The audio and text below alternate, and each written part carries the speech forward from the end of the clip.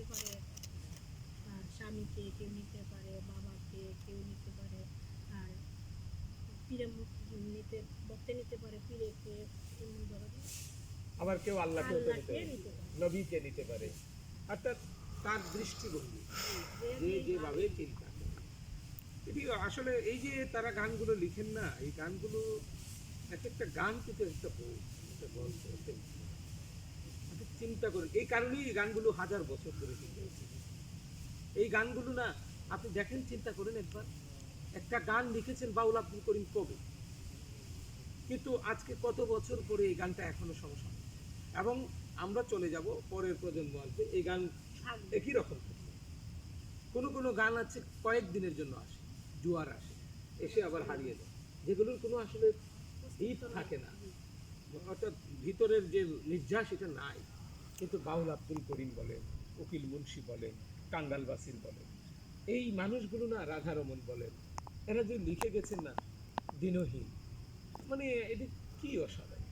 আর এই কারণেই প্রিয় দর্শক, বাংলাদেশের গান বহুমাত্রিক আমরা মানি, সেটি নজরুল আছে, রবীন্দ্রনাথ আছে, তারপরে বাউল সঙ্গীত আছে, তারপরে আধুনিক আছে, পল্লীগীতি আছে, লালন সাইজির গান আছে, গান আছে, কিন্তু কিছু গান হাজার বছর কাল ইতিহাস, এর মধ্যে one of the best song হচ্ছে বাউল গান, যেটাকে আমরা বাউল গান, বাংলার মাটির সুধা মাটির গল্প, যার ভিতরে রস আছে, যে গান শুনলে পরে আমেরিকার কোথাও থেকে শুনলে পরে মনে হয় পাগল পাড়া হয়ে যায়। আমি তো বাংলাদেশে আছি, এই প্রকৃতির মাঝে আছি, সবুজের মাঝে আছি, মরা ঝরা পাতার মাঝে আছি। যারা সেই ৭ সমুদ্র ১৩ নদীর পারে, তারা কত আলিশান জীবন, কিন্তু যখনই বাংলার কথা মনে হয়, যখনই এরকম দরদি মাখা কণ্ঠ শোনেন, যখনই এই ঢুলের শব্দ শোনেন, যখনই এই মন্দিরার টুংটাং শব্দ এবং হারমোনিয়ামের ফিঙ্গারিং, তখন পাগল পাড়া হয়। এ কারণেই হাজার বছরের শ্রেষ্ঠ গান বাংলা গান, এবং সেটি বাউল গান। ঠিক কিনা? প্রিয় দর্শক, আসলে আমাদের সময় শেষ, আমাদের যেতে হবে। আজকে আমাদেরকে হারমোনিয়ামে সঙ্গত করে শিউলি রানী পাল, সঙ্গত করার কথা ছিল তার স্বামী, কিন্তু সন্তান সহযোগিতা না করার কারণে ছোট্ট মানুষ আমরা শিউলি রানী পালের সহযোগিতা নিলাম।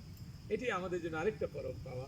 দিদিও আমাদের সাথে আজকে ছিলেন। ধন্যবাদ দিদিকে, দিদিকে ধন্যবাদ। ধন্যবাদ আমাদেরকে হেল্প করার জন্য। আমাদের সাথে আজকে আছেন, ক্যামেরাতে অনেকেই আছেন এবং বিভিন্নভাবে এডিটে আছেন, সকলকেই আমরা কৃতজ্ঞতা জানাই। আমরা যাওয়ার আগে শুধু এটুকু বলতে চাই, শিল্প আপনাদের কাছে কিছু বলবেন, শিল্পীর কিছু কথা শুনবেন, শেষবেলা কি দর্শককে কি বলবেন, আপনার কি চাওয়া? আমি শিল্পী জগতে যখন প্রথম বলার একটি ইচ্ছা, বাবার ইচ্ছা ছিল শিল্পী ছিলেন, তো ওনার স্মৃতি ধরে রাখার জন্য আমাকে আমার বাবার ইচ্ছে করার জন্য শিল্পী জগতে আসা। তো বিশ্বের যত সেখানে বক্তব্য দেওয়ার শিল্পীরা আছে, সবার প্রতি আমার সালাম নমস্কার আছে। তো এখানে আমার ভাই আছেন, আমার প্রতি সালাম রাখছি। আমার বৌদি, আমার ভাই, এখানে আমার ভাইরা, ক্যামেরাতে যারা আছেন সবার প্রতি আমার সালাম রাখছি। তো আমি এত বড় শিল্পী না, হয়ে উঠতে পারি না এখনো, তো সবাই দোয়া করবেন যাতে ভবিষ্যতে এগিয়ে যেতে পারি। সবার প্রতি সালাম, ধন্যবাদ।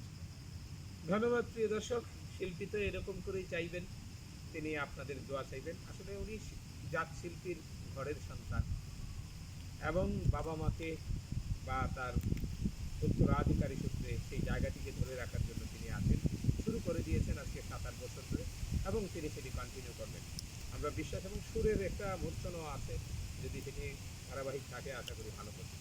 প্রিয় দর্শক, আজকে আমি বিদায় নেব। বিদায় নেবার আগে এইটুকুই বলবো, আসুন বাংলা গানের সাথে থাকি, বাউল গানের সাথে থাকি, বাউল গানকে ভালোবাসি, বাউল গানকে উৎসাহ দিই, বাউল গানকে সহযোগিতা করি, বাউল শিল্পীদের পাশে দাঁড়াই। তাদের কাছে থাকলে আপনি বাংলার কাছে থাকবেন।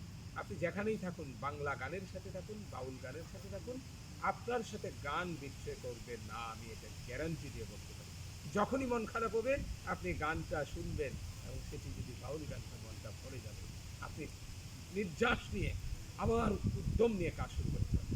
এই হচ্ছে বাংলা গান। তবে শেষ গানে যাই। আবার দেখা হবে আরেকটি পর্বে। শেষ গানটি হলো আমার